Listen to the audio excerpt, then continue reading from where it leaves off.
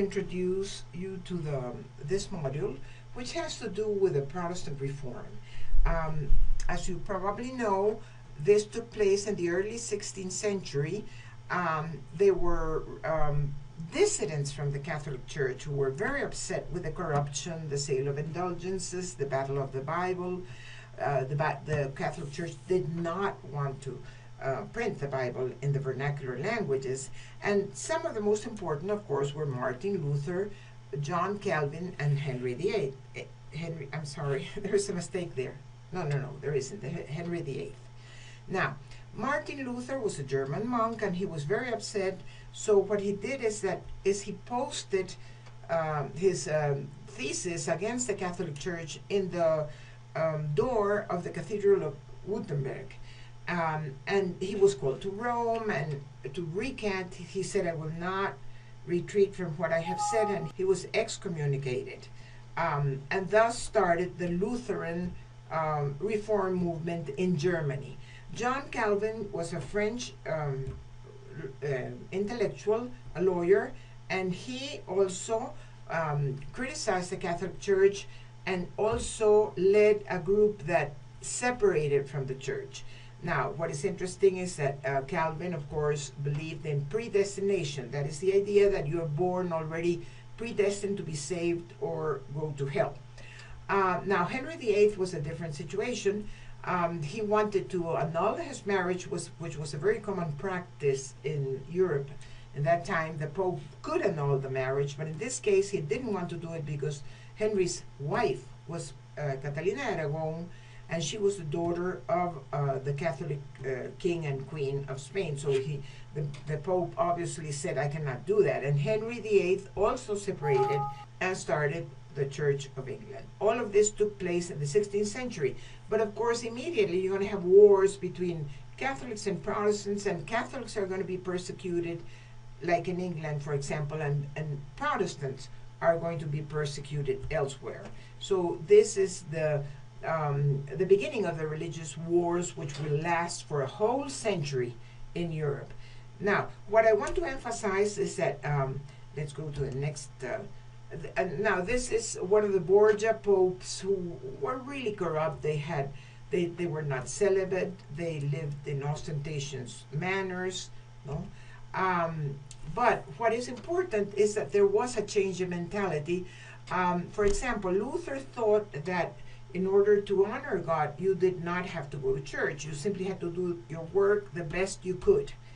Thereby, you were honoring God. You didn't have to become a friar or a monk or a nun. You simply, in whatever station in life, do your work the best you can. Calvin, on the other hand, I have already described the doctrine of predestination, but he also had a different attitude towards wealth. He thought that wealth was not bad, and that if you were having success in your business, that meant that up there in heaven you were also being successful. You were also acquiring benefits. What he said was that it was rather a sin to spend that wealth in an ostentatious manner, living in luxury style, that what you needed to do with that wealth is create more wealth. So what has happened is that sociologists like Max Weber in the early 20th century have linked this change in mentality, which we now call the Protestant work ethic, to the rise of capitalism, because in effect it was more akin to the capitalist mentality of creating wealth and using your wealth to create more wealth rather than dispensing with it or living in luxury. Now, here we have a portrait of Martin Luther and John Calvin. Now, as for the English antecedents, we have the Tudors, a ruling dynasty in England. And as I tell you, Henry VIII, who was a Tudor, separated the Church of England from Rome in the first decades of the 16th century. And his daughter was a Catholic because she was a daughter of Catalina Aragon. Her name was Maria Estuardo, we call her in Spanish, Mary Stuart. And she earned the nickname of Bloody Mary because she was really persecuting Protestants. And after her, we have a male heir who became king, but a male heir to the throne, the son of Henry VIII, but he ruled for a very short time because he was very sickly. And then we have Elizabeth, the Virgin Queen, who ruled for a very, very long time. And during her rule, you have the English Renaissance with authors like Shakespeare and others. You have the rise of England as a naval power, but she also was persecuting Catholics. So this is the 16th century in England, also undergoing several religious wars. Here we have a picture of Henry VIII, who, by the way, went married 5 times, and I believe that he beheaded at least 2 of his wives. And then here we have Elizabeth I, the great ruler of England, and under her rule, England really prospered and became a world power. Now,